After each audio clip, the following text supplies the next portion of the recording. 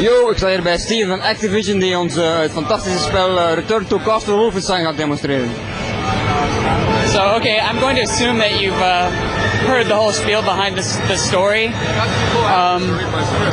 So you know the background. Basically, you're playing BJ Blazkowicz. You're an allied secret agent, and you're infiltrating the basically Castle Wolfenstein. In this particular mission, I'm showing you, which is probably more than halfway through the game, you're storming one of the Nazi air bases. So, as you can see, they have a really huge level to just show off the scope of the air base. It uses the Quake 3 Team Arena code, so they're able to get very huge maps. The map grid is much larger than just normal Quake 3. So as you can see, you've got some scripted events to show the plane taking off, and so since this is such a wide open level, you kind of have a variety of attack options, and that's part of one of the real draws of the game, is just the variety of play styles that you'll see from level to level. So I'm going to use my sniper rifle, take out this guy on the tower. There's two guys on the tower. If the second guard sees his friend dead, he'll go into kind of an alert state, and he'll go and trip. There's an alarm switch in the tower, so he'll set that off if he sees his friend. And I'm not going to let him see anything. So down here, there's some guards down on the ground. I'll take these guys out, just to kind of give me some room to maneuver down here.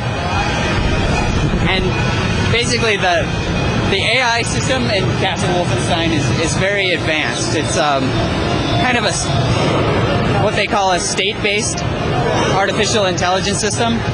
So much like these guys on the tower, where if they see their friends dead, they'll go into kind of an alert state. They'll also investigate noises that they hear in the environment. If the noise seems unnatural, they'll look around. Also, if they see you, they'll go into an aggressive kind of an alert phase, like these guys are. They're attacking me. They're looking for blood. So what I'm gonna do? Oh, there's a lot of them. See, what happened was this truck came onto the airfield and let out a bunch of troops onto the airstrip.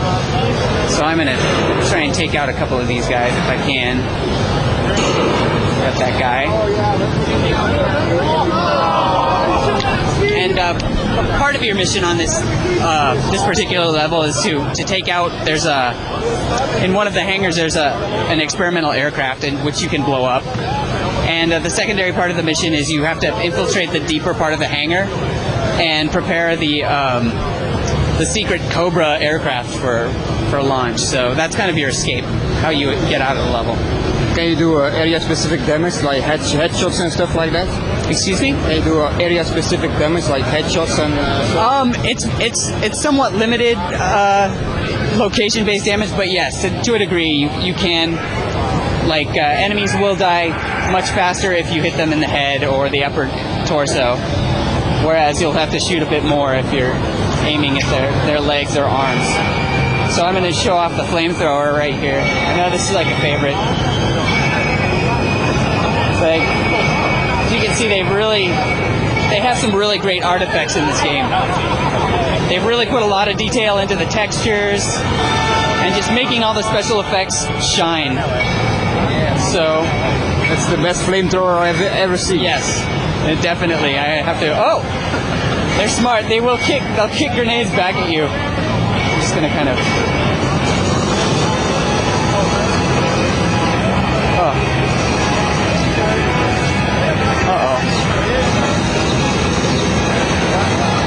Okay, I wasn't really ready for that. Yeah. The game leaned more towards sneaking than just heading in there and shooting everything. Really, there's the opportunity for both. You do have stealth weapons, like you have this stealth, like a knife. So during the early levels, you won't have as many weapons, so you will have to rely on stealth more. But basically, it's kind of up to the player how you want to try and proceed through the game. You could try and be sneaky, or you can just go in guns blazing, which a lot of people will kind of like. It kind of adds to the overall variety of the gameplay. So you have a lot of really loud weapons, whereas some of the other weapons are more quiet. Like this is the silent sniper weapon, and this weapon also has night vision. So you can kind of that sees me.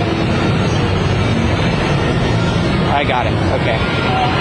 Are there any vehicles you can drive? At this point, I'm not exactly sure on that one. I know there are missions where you have machine gun emplacements that you can use, and there are some vehicles in the game, though I'm not. You would have to talk to one of the designers to see if there's any vehicles that you actually drive. But as far as I know, there are more situations where you're a vehicle passenger or you're accompanying a vehicle on a mission. So, all right, thank you very much. You're welcome.